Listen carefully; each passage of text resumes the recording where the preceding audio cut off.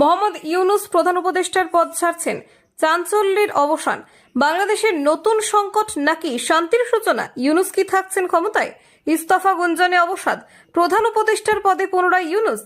বাংলাদেশের রাজনৈতিক মহলে ফের চাঞ্চল্যকর ঘটনা। বৃহস্পতিবার মোহাম্মদ ইউনুস নিজেই ঘোষণা দিয়েছিলেন প্রধান উপদেষ্টার পদ থেকে সরে দাঁড়ানোর কথা। এরপর ছাত্রনেতা নাহিদ ইসলামও একই কথা স্বীকার করেন। তবে শুক্রবার সকালে এই সব জল্পনার অবসান ঘটল।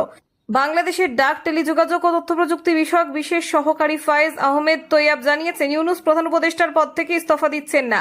তিনি বলেন, ইউনুসের ক্ষমতার প্রয়োজন নেই, কিন্তু দেশে এখন তার নেতৃত্বের ওপর নির্ভরশীল।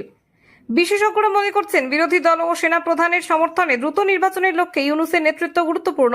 তাই শান্তিপূর্ণ ডেমোক্রেটিক ট্রানজিশনের জন্য তাকে ক্ষমতায় রাখা হচ্ছে। বাংলাদেশের রাজনীতিতে নতুন পালা শুরু হয়েছে। এবার ইউনুসই থাকতে চলেছেন দেশের সুরক্ষা কবচ।